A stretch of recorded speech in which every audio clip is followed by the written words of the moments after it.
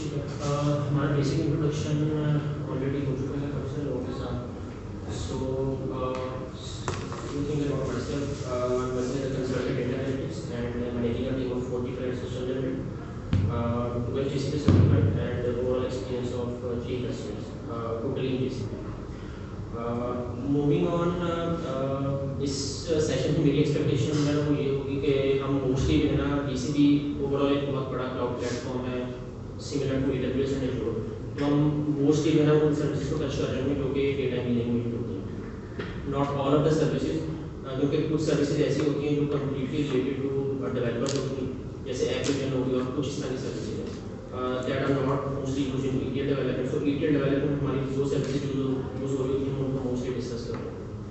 ठीक है, थोड़ा सा कैटेगराइज कर लेते हैं चीज़ों को, रादर देन कि हम रैंडमली सर्विस को डिस्कस करें. तो हम एक हमारे पास दो तरह की मेनली सर्विसेज होती हैं. एक हमारे पास होती है प्रोसेसिंग सर्विसेज. अच्छा, इसमें मेरी असम्पशन ये है कि क्लाउड का बेसिक मुझे बताया गया था कि बेसिक बैकग्राउंड वगैरह है, क्या उसके पैराडाइम होते हैं, infrastructure as a service, platform as a service, वो सब चीज़ों का आइडिया है. Right, okay. सो प्रोसेसिंग में हमारे पास जो है ना मोस्टली वो वाली सर्विसेज कवर हो रही होती हैं जो कि हम जो है किसी फाइल को प्रोसेस करने के लिए, कोई डेटा का प्रोसेस करने के लिए यूज़ कर रहे होते हैं. ठीक है, तो प्रोसेसिंग के लिए जो हमारे पास जो अभी तक मेरे 3 साल के एक्सपीरियंस में जो चीज़ें यूज़ होंगी हैं वो एक क्लाउड फंक्शन यूज़ होते हैं जो कि आपके पास आई थिंक AWS में होते थे लैम्डा फंक्शन, राइट. वो यहाँ पे क्लाउड फंक्शन होता है. अदर देन दैट कॉन्सेप्ट सब कुछ सेम है, वो भी इवेंट बेस्ड होते हैं. ठीक है, तो आप किसी ना किसी इवेंट को लिसन कर रहे होते हैं और बेस्ड ऑन दैट इवेंट है वो ट्रिगर होते हैं. ठीक है, उस इवेंट को लिसन करने के बाद इसी तरह जो है हमारे पास आपने वहाँ पे सुना होगा उसमें एक क्लस्टर होता है, आई थिंक EC2 क्लस्टर होता है और उस GCP के अंदर उसका इक्विवेलेंट है हमारे पास कंप्यूट इंटेलिजेंस उसका नाम है. इसी तरह हमारे पास है वहाँ पे अपाची स्पार्क और Hadoop की की मैनेज सर्विस होती है AWS के अंदर, और यहाँ पे उसकी मैनेज सर्विस है उसका नाम है डेटाफ्लो. ठीक है, मूविंग ऑन टू स्टोरेजेस.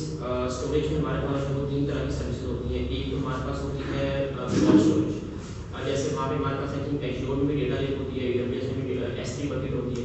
इसी तरह हमारे पास क्लाउड GCP के अंदर क्लाउड स्टोरेज होती है. अच्छा, क्लाउड स्टोरेज का कॉन्सेप्ट ये है कि इसमें आप किसी भी तरह की फाइल्स को स्टोर कर सकते हैं, B it images, B it flat files, B it XML file, JSON file, everything. Potentially जो है इसमें कोई भी डेटा आप स्टोर कर सकते हैं. ठीक है, it's like a data lake. इसके बाद जो हम जैसे मैं साथ साथ AWS की चीज़ों को इसलिए रिलेट कर रहा हूँ कि मेरा Azure पे इतना हैंड्स ऑन नहीं, सो मैं AWS की चीज़ों को रिलेट कर रहा हूँ. तो इसी तरह हमारे पास AWS में जैसे हमारे पास रेडशिफ्ट यूज़ होता है, तो हमारे पास GCP के अंदर जो BigQuery होता है जिसका एंटरप्राइज डेटा वेयरहाउस. ठीक है, कि हमारे पास जो भी डेटा लेक में लैंड करते हैं उससे डेटा को फिर हम ETL लिखते हैं और डेटा उसको जो है ना उसकी प्रोसेसिंग होती है और उसके बाद जो है वो डेटा हमारे पास डेटा वेयरहाउस के अंदर लोड होता है. और on top of that data warehouse हमारे पास जो रिपोर्टिंग बिल्ड होती है ऑन सम BI. ठीक है, इसी तरह हमारे पास जो रिलेशनल डेटाबेस होते हैं. ठीक है, तो जैसे जिस तरह हमारे बाकी क्लाउड प्लेटफॉर्म के अंदर रिलेशनल डेटाबेस है, इसी तरह हमारे पास GCP के अंदर जो क्लाउड SQL के नाम से होता है. ठीक है, इसमें हमारे पास डिफरेंट वेरिएंट्स होते हैं क्योंकि हमारे पास बहुत सारे ओपन सोर्स रिलेशनल डेटाबेस है, जैसे SQL सर्वर हमारे पास होता है, हमारे पास MySQL होता है.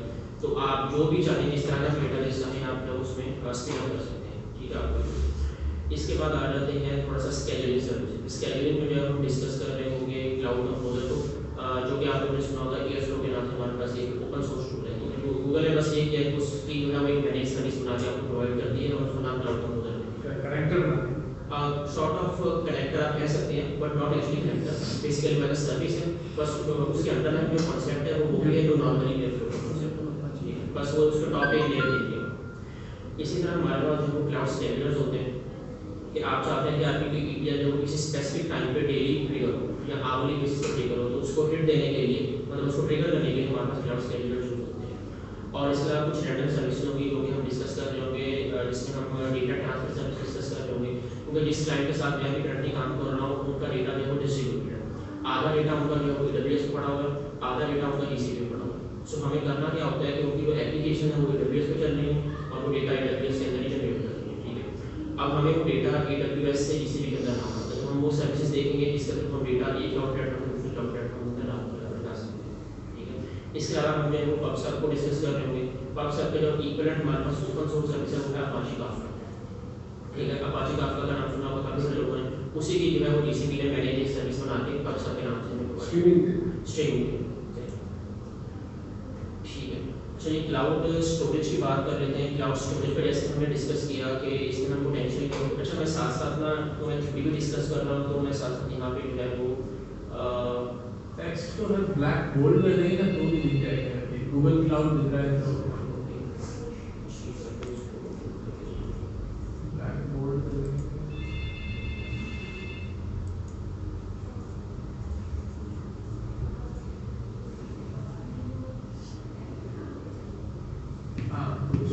क्लाउड स्टोरेज और स्टोरेज। अच्छा इसमें जो है वो पहले ये थ्योरेटिकल पॉइंट डिस्कस कर लेते हैं, इसके बाद मैं आपको प्रैक्टिकली जो है वो एक क्लाउड स्टोरेज की बात डिस्कस करके भी दिखा देता हूँ कि किस तरह हमारे प्रोग्रेस करते हैं। अच्छा इसमें हमारे पास जो है ना वो क्योंकि देखिए डेटा लेक के अंदर हमारे पास बहुत सारी फाइलदारी होती है डेली बेसिस पे, ठीक है, बहुत सारे प्रोसेस होते हैं, बहुत सारे डेटा हमारे पास सिंक हो रहा होता है।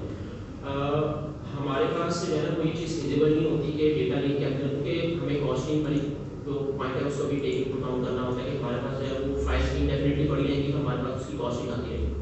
तो होता क्या है कि हमारे पास क्लाउड स्टोरेज की जो बकेट होती है ना, अच्छा बकेट जो है ना वो आप इसको इस तरह ले सकते हैं कि आपके पास एक बहुत बड़ी डेटा लेक है, मैं आपको मेटाफोरिकली बता रहा हूँ, बहुत बड़ी डेटा लेक है, उसके अंदर छोटे छोटे कंपार्टमेंट्स हैं, ठीक है, तो वो जो छोटे छोटे कंपार्टमेंट्स हैं दैट आर लाइक बकेट्स, ठीक है। तो आप अपने डेटा की सेग्रीगेशन कर सकते हैं। लेट्स से आपके पास मार्केटिंग का डेटा आता है तो आप कहते हैं मेरी मार्केटिंग की डेटा लेके है, फिर आप कहते हैं मेरे पास फाइनेंस का डेटा आता है तो आप उसकी एक अलग बकेट बना सकते हैं, ठीक है। तो आप उसको डेटा की सेग्रीगेशन कर सकते हैं विद इन डेटा। अच्छा अब इसमें हमारे पास जो है ना बकेट लेवल पे इसकी हमारे पास एक जब ब्लॉग लैंड करते हैं तो आप उसके ऊपर जो है ना उसकी लाइफ साइकिल में मैनेज कर सकते हैं। लेट्स से आप उसको कहते हैं कि यार जब भी मेरे पास लैंड हो रहा है तो फॉर एग्जाम्पल फर्स्ट 30 डेज के लिए मेरे पास एक्टिव होगा, उसके बाद फॉर द नेक्स्ट 30 डेज ये मेरे पास जो है ना वो इनएक्टिव होगा, मैं इसको यूज़ नहीं करूँगा। बट अगर आप उसको स्टिल एक्टिव स्टेट के अंदर रखेंगे तो आप उसकी एक्टिव स्टेट की कॉस्ट दे देंगे, ठीक है। तो गूगल ने किया क्या कि आपको जो है ना वो डिफरेंट स्टोरेज क्लासेस प्रोवाइड कर रही है, ठीक है। तो आप बेसिकली बकेट लेवल पे पॉलिसी लगा सकते हैं कि आपके पास अगर एक ब्लॉग आ जाए तो वो आज से लेकर नेक्स्ट 30 डेज तक वो एक स्टोरेज क्लास ए के अंदर रहेगा और उसकी एक अलग कॉस्ट है। 30 डेज के बाद वो स्टोरेज क्लास बी के अंदर मूव होगा, उसकी स्टोरेज कॉस्ट है वो अलग है, रिलेटिवली लेस देन बी। फिर नेक्स्ट 30 डेज के लिए वो किसी और स्टोरेज क्लास में मूव होगा, उसकी कॉस्ट रिलेटिवली और लेस है। तो जिस तरह जो है ना वो ऑब्जेक्ट आपको नहीं चाहिए तो उस हिसाब से उसकी कॉस्ट जो है रिड्यूस होती है हमारे पास ओवरऑल। अच्छा इनमें जो स्टोरेज क्लास में जो फर्क है वो इसी तरह से है कि फॉर एग्जांपल आपकी रिट्रीवल रिक्वायरमेंट जैसी है, एग्जैक्टली अगर एक डेली बेसिस पे कोई चीज़ को एक्सेस करना है तो उसकी एक कॉस्ट ज़्यादा है और क्वार्टरली जिसकी ये तो जी मैं इसकी एक आपको वो भी साथ इसकी डिटेल्स भी साथ बता देता हूँ। ये इमेज थोड़ी सी अगर ये प्रॉपर डॉक्यूमेंट है तो शेयर कर देंगे शेयर कर देता हूँ। अच्छा हमारे पास जो है एक स्टैंडर्ड क्लास होती है, एक हमारे पास होती है नियर लाइन क्लास, एक ओल्ड लाइन और एक होती है आर्क लाइन। तो अगर हम स्टैंडर्ड की बात करें तो स्टैंडर्ड की जो कॉस्ट है वो आप देख रहे हैं 0.02 पर GB है, ठीक है। और इसकी जो अवेलेबिलिटी है मतलब गूगल जो है ना हमें एक SLS देता है which is service level agreements, मतलब गूगल इसको इंश्योर करता है कि वो वाली पर्टिकुलर चीज़ या सर्विस जो 99.9% जो है वो अवेलेबल होगी, वो कभी उसका डाउन टाइम नहीं आएगा, बहुत ही मतलब उसमें लेस मार्जिन होता है। और इसकी आप देख सकते हैं कि स्टैंडर्ड है, जब भी आप एक नॉर्मल ब्लॉग हमारे पास लैंड करते हैं तो उसकी बाय डिफॉल्ट जो स्टोरेज क्लास सेट होती है वो स्टैंडर्ड होती है, ठीक है। उसके बाद अगर आप कोई ऑब्जेक्ट ऐसा है जो कि आप 30 डेज के बाद उसको एक्सेस करना चाहिए तो आप उसको नियर लाइन क्लास दे सकते हैं। नियर लाइन की जो रिट्रीवल कॉस्ट है वो रिलेटिवली उससे लेस है, लेकिन इसमें एक चीज़ है कि अगर आपने नियर लाइन उसको क्लास असाइन कर दी तो गूगल आपसे ये जूम कर रहा होगा कि आप उस ऑब्जेक्ट को 30 डेज के बाद जो है वो एक्सेस कर रहे हैं, लेकिन अगर आप 30 डेज से पहले किसी फॉर सम रीजन उसको एक्सेस करते हैं तो उसके चार्जेस आपको सेपरेटली पड़ेंगे, ठीक है। वो फिर आपको स्टैंडर्ड उसके चार्जेस पड़ेंगे। ये काइंड पूरी बुकिंग कर लेते हैं, काइंड ऑफ बुकिंग आप कह सकते हैं, ठीक है। मतलब आप उनसे कमिट कर लेते हैं कि आपके पर्टिकुलर ब्लॉग में ना वो नेक्स्ट 30 डेज तक एक्सेस नहीं करेगा, कॉस्ट रिडक्शन आपको मिलेगी। लेकिन अगर आप उसको अर्ली एक्सेस कर लेते हैं तो वो फिर आपको वही वाली कॉस्ट पड़ेगी जो आपको स्टैंडर्ड में पड़ेगी, ठीक है। इसी तरह हमारे पास कोल्ड लाइन होती है, कोल्ड लाइन में 30 डेज का मार्जिन होता है और कुछ हमारे पास ऑब्जेक्ट्स ऐसे होते हैं जो हमें एक साल बाद या फॉर आफ्टर सम ईयर्स में हमें चाहिए होते हैं, तो इस तरह इसमें डिफरेंट सेग्रीगेशन। अच्छा ये मैं डॉक्यूमेंट का लिंक जो है ना कि मैं पोस्ट कर देता हूँ। तो अच्छा इसमें इस डॉक्यूमेंट में जो है ना लाइक मैंने सेशन के हिसाब से इसको प्रिपेयर नहीं किया, ये मेरी अपनी एक R&D है जो मैंने लाइक पिछले 4-5 महीने में जब कंपाइल करके इसको बनाया। तो इसके अंदर जो है वो डिफरेंट सर्विसेज के जो है ना वो डिफरेंट डिटेल्स जो कि एक्चुअली में डॉक्यूमेंटेशन में आपको मिलेगी वो सारी डिटेल्स के अंदर, ठीक है। तो ये आपको थोड़ा सा जो है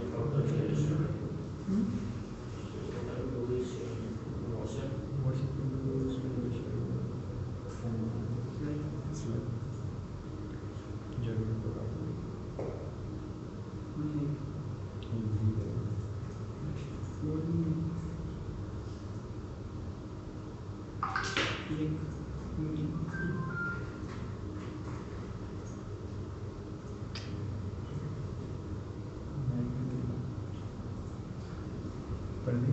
ठीक, बैक टू स्लाइड्स।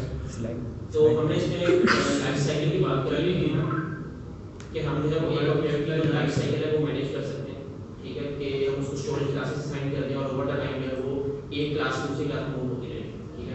फिर आ जाते हैं इसमें IAM पे। अब हमारे पास एक ऑब्जेक्ट आ गया तो हमें इसकी सिक्योरिटी के बारे में बात करना बहुत जरूरी है कि हमारे पास एक ऑब्जेक्ट आ गया, हम उसकी एक्सेस कैसे मैनेज कर रहे हैं, उस डेटा लेकर उस ऑब्जेक्ट को कौन एक्सेस कर सकते हैं, सही है।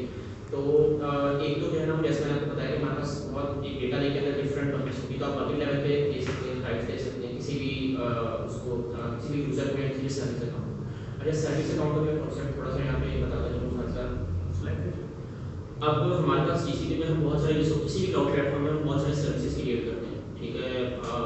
अब इसमें ये चीज़ विजिबल है कि एक ऑर्गेनाइजेशन में बहुत से थाउजेंड ऑफ लोग पीपल हो सकते हैं, तो इसमें ये चीज़ विजिबल नहीं है कि आप एक एक सर्विस पर जाके एक एक बंदे का वो ईमेल एड्रेस ऐड करें और उस एक एक बंदे को बस राइट्स और परमिशन वगैरह साइन करें।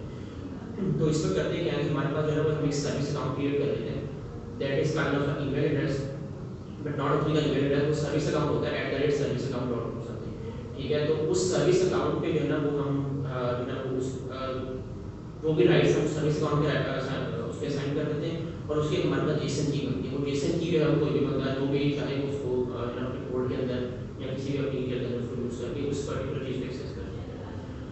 अच्छा, एक इसमें हमारे पास पब्लिक लेवल की एक्सेस हो जाती है। सेकेंडली हमारे पास इसमें ना साइड URLs होते हैं। फॉर एग्जांपल कोई भी एक थर्ड पर्सन है, आप उसको फॉर 5 मिनट्स और फॉर 10 मिनट्स आप अपनी पब्लिक एक्सेस देना चाहते हैं और आप कहते हैं कि 10 मिनट बाद उसका एक्सेस ऑटोमेटिकली रिमूव हो जाए, तो आप एक साइड URL जनरेट कर सकते हैं अपने ब्लॉग का, जो भी आपको अपने डेटा लेकर करना पड़ा आपको URL उसके साथ शेयर कर दें और जिस टाइम आप URL शेयर करेंगे उससे एग्जैक्टली उतने मिनट बाद, लाइक 5 मिनट्स अगर आप कहते हैं 10 मिनट्स कहते हैं, आफ्टर स्पेसिफिक टाइम को उसका एक्सेस हो जाएगा।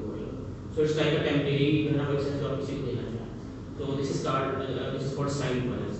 अच्छा, इसके अलावा हमारे पास ना पॉलिसी डॉक्यूमेंट्स होते हैं। जैसे आपने देखा होगा कि हमारे पास लेट्स से आपका यूज केस ऐसा है कि आप एक बकेट बनाते हैं और आप पब्लिक को बोलते हैं कि यार कोई भी बंदा इसमें कोई भी ऑब्जेक्ट अपलोड कर सकता है।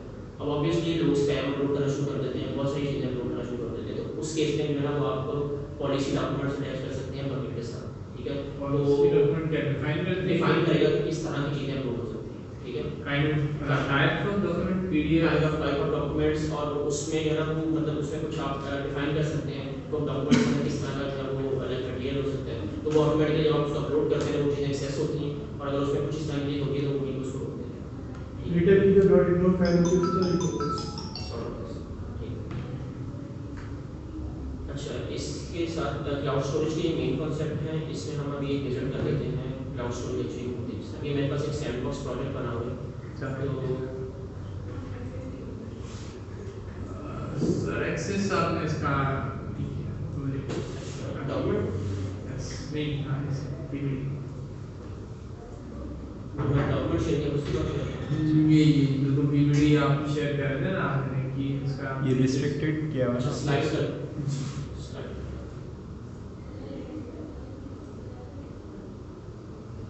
restricted इसको कर लेंगे चेंज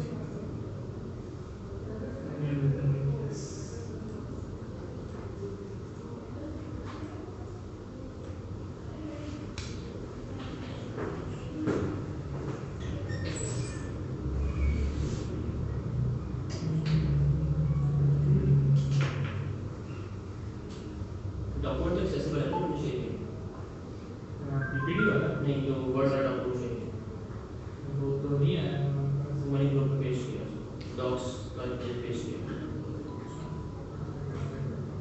वो बता देंगे शेयर कर चलिए डॉक्यूमेंट्स का है हमारे उसका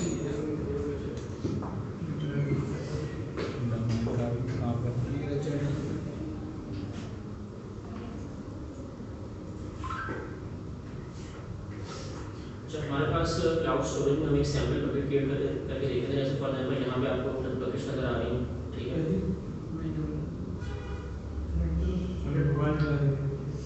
मोबाइल टेलीग्राम 40 MB चाहिए मैं उस पर मोबाइल से मोबाइल से, ठीक है, जिसको टेलीग्राम में कनेक्ट हो जाए, आई थिंक वो मीट पे दिख रहा हो। नहीं सर, नहीं हुआ, बहुत शुक्रिया। क्या वो डॉक्यूमेंट का एक्सेस भी नहीं है? हाँ, एक्सेस नहीं है डॉक्यूमेंट के ओके मैं शुरू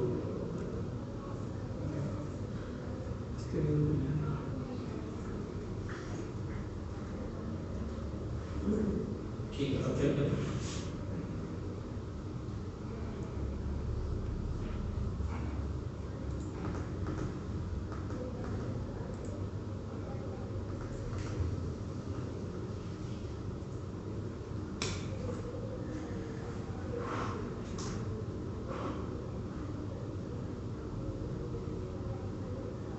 ठीक है। ठीक है नहीं, कोई नहीं है कुछ। अच्छा, तो ये हमारे पास एक क्लाउड स्टोरेज की एक पिक्चर है, ठीक है, बिल्कुल विजिबल नहीं है। जी विजिबल नहीं है। अगर वो इंटरनेट चला देगा ना, ये तो नहीं होगा, इंटरनेट चला देगा।